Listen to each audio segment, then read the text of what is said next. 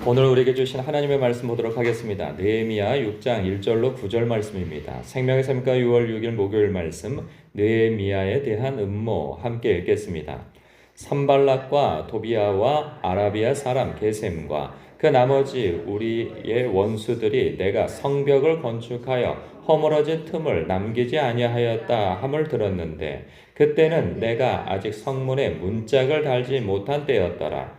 산발락과 게셈이 내게 사람을 보내어 이르기를 오라 우리가 오노 평지 한 촌에서 서로 만나자 하니 실상은 나를 해하고자 함이었더라. 내가 곧 그들에게 사자들을 보내어 이르기를 내가 이제 큰 역사를 하니 내려가지 못하겠노라. 어찌하여 역사를 중지하게 하고 너희에게로 내려가겠느냐 하매 그들이 4번이나 이같이 내게 사람을 보내어 나는 꼭 같이 대답하였더니 산발랏이 5번째는 그 종자의 손에 봉하지 않는 편지를 들려 내게 보냈는데 그 글에 이르기를 이방 중에도 소문이 있고 가스무스도 말하기를 너와 유다 사람들이 모반하려 하여 성벽을 건축한다 하나니 내가 그 말과 같이 왕이 되려 하는도다. 또 내가 선지자를 세워 예루살렘에서 너를 들어 선전하기를 유다에 왕이 있다 하게 하였으니 지금 이 말이 왕에게 들릴지라. 그런즉 너는 이제 오라 함께 의논하자 하였기로 내가 사람을 보내어 그에게 이르기를 내가 말한 바 이런 일은 없는 일이요 내 마음에서 지어낸 것이라 하였나니 이는 그들이 다 우리를 두렵게 하고자 하여 말하기를 그들의 손이 피곤하여 역사를 중지하고 이루지 못하리라 함이라. 이제 내 손을 힘있게 하옵소서 하였노라. 아멘. 악한 마귀는 하나님의 사람을 넘어뜨리려고 하죠. 그리고 하나님의 일을 멈추게 하는데 쉼이 없음을 봅니다. 지금 이것은 영적으로 보게 되어지면 하나님의 나라를 세워 나아가는 데 있어서 그 성벽을 건축하는 것은 성전을 건축하는 것과 거의 별다름이 없음을 봐요. 성벽이 있어야 성전 안에서의 예배가 원활하고 백성들이 그 편안한 마음 가운데 예배 생활을 할 수 있는 것이기에 이 성벽을 짓는 것은 너무나도 중요한 일인 거란 말이죠. 그래서 어찌 보면 교회를 세워나가는 그 신앙을 세워나가는 아주 중요한 문제가 아닐 수 없습니다. 우리가 개인적인 문제나 공동체적인 문제에 있어서도 주님의 몸된 교회를 세워나가는 데 있어서 놀랍게도 악한 마귀는 너무나도 교묘하고 그 쉼 없이 이 동력을 상실하게 만들고 마음을 떨어뜨리게 하고 서로 갈등이 일어나게 하며 분주하게 만들고 그렇게 해서 결국은 하나님의 일을 그리고 하나님의 사람이 넘어지게 만드는 데 열심을 낸다 말이죠. 여기서 보면 대적자들이에요. 이스라엘의 대적자. 그러니까 예루살렘 주변의 총독들이라 볼 수 있어요. 그러니까 유력한 자들이긴 해요. 근데 이들의 이름이 산발락과 도비아와 게셈 사람 아라비아 사람 게셈이라고 소개가 되어져 있고 이 특별히 열심을 내는 사람 가운데 한 사람이 이 산발랏이라고 하는 사람이에요. 이 사람이 그 느헤미야를 이 오노 평지라고 하는 곳에 불러들이려고 자꾸 하죠. 그러니까 조롱도 안 통하고 위협도 안 통하고 이 어느새 눈 깜짝할 사이에 성벽을 혼연일체가 되어져서 세워 나간 것이 이제 거의 마무리 단계에 들어가게 되어지니까 완전히 성문까지 딱 닫아버리면 이거 나중에는 어떻게 할 수 없다 생각하니까 이래도 안 되고 저래도 안 돼? 그러면 지도자를 죽여야 되겠다 하는 이 암살 음모를 갖고 그를 이 중간지대에 불러들이려고 하는 거죠. 그러나 이 지혜롭고 노련한 느헤미야가 그들의 의도를 모르지 않는단 말이에요. 다 간파하고 있어요. 그런데 날 잡아 잡수하고 거기에 목을 들이밀고 있지는 않게 되어지는 거죠. 상식적인 거예요. 보면. 그러면 이 산발락과 이 도비아의 대적자들은 좀 상대적으로 좀 멍청하다는 생각이 들어요. 그런데 이것도 먹혀 들어가요. 사실 이 먹혀 들어가는 술책들을 쓰는데 오라는 거죠. 그러나 계속 거부를 하니까 이 유언비어와 가짜 뉴스를 퍼뜨려서 그 불을 진화하기 위하여서 자신에게 오게 만들려고 하는 술책까지 쓴단 말이죠. 근데 이것은 사실 그냥 흘려보낼 수 없는 아주 중대한 사안이기도 해요.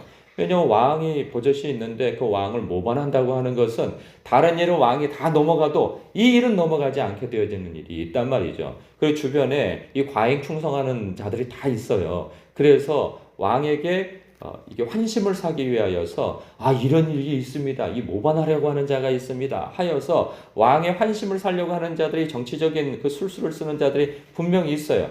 이 정치적인 일들에 이 눈이 밝은 느헤미야가 그걸 모르지는 않을 거예요. 근데 그럼에도 불구하고 이 사안이 그렇게 큰 문제는 아니며 또 하나님께서 도와주시며 그리고 이 문제는 또 충분히 대처할 수 있다고 하는 그 계산이 있기 때문에 그가 8절에 내가 사람을 보내어 그에게 이르기를 네가 말한 바 이런 일은 없는 일이요 네 마음에서 지어낸 것이라 하고 아주 단순하게 대처를 합니다. 그들이 의도로 간파하고 있어요. 9절 이는 그들이 다 우리를 두렵게 하고자 하여 말하기를 그들의 손이 피곤하여 역사를 중지하고 이루지 못하리라 이러한 의도로서 이런 일을 행한다는 것을 너무나도 알기에 그들이 뭐 자기 생각해서 느헤미야 자기 생각을 해서 이런 일을 벌이는 것은 아닌 게 분명하잖아요. 그리고 내가 거기 가서 죽기라도 하면 이 모든 역사가 끝나버리는 것도 그 상식적인 것이고 말이죠. 근데 이러한 부분은 오늘날 우리에게 어떻게 적용할 수 있을까? 뭐 사실 크게 여러모로 적용할 수 있겠죠. 그러나 우리가 조금 축소해서는 교회 내부를 보고 더 축소해서는 나라고 하는 성전을 세워나가는 데 있어서 이런 부분을 살펴보았으면 해요. 우리가 나라고 하는 성전을 세워나갈 때 필수적인 게 무엇이냐면 말씀과 기도를 회복하는 거죠. 그리고 예배 생활을 회복하는 거예요. 뭐 좀 더 확장하자면 그 전도하는 생활과 그리고 사람을 세워 가르치고 혹은 이 봉사활동을 하여서 교회를 안정되게 하는 부분이란 말이죠. 그러니까 교회의 직분자로서 혹은 뭐 어린아이들, 청소년, 청년들을 맡아서 이 소그룹을 인도한다든가 아니면 교회 안에서 뭐 식당 봉사를 한다든가 그 차량 봉사를 한다든가 그러니까 여러 가지 봉사 활동이 있단 말이죠. 교회를 세워나가고 자기 자신을 세워나가는 데 있어서. 그런데 이 악한 마귀가 쓰는 술책 가운데 하나가 무엇이냐? 이래저래 다 위협을 해도 안 될 때 이것을 써요. 분주하게 만들어요. 분주하게. 그러니까 만남을 잡고 사람들과의 만남을 자꾸 생겨나고 이 거부할 수 없는 그런 만남들이 생겨나고 그리고 어떤 일에 자꾸 바쁜 일이 생겨난다 말이죠. 그리고 뭔가 내가 영적으로 이렇게 열심을 내려고 할 때 자꾸 어떤 기회가 생겨나게 되어진다. 일자리가 생긴다든가 아니면 무슨 일이 더 풍성하게 생긴다든가 뭐 이런 일들이 생겨난단 말이에요. 그럼 그 일을 쫓다가 나중에 성경 읽을 시간도 없어, 기도할 시간도 없어, 그리고 예배도 점차 줄여가서 난 주일 예배만 드려야지 하는 것으로 점차 축소가 되어진단 말이에요. 근데 이것들이 다 정당한 일이라고 생각하기 때문에 그래도 괜찮다고 생각하는 거죠. 나는 일이 바빠서 그래. 나는 사람을 만나는 일이 바빠서 그래. 뭐 이러한 일들이 다 나쁜 일은 아니란 말이에요. 뭐 흥청망청 뭐 술 마시고 방탕하고 이러한 일이 아니고 그냥 정당하게 바쁜 일처럼 보인단 말이에요.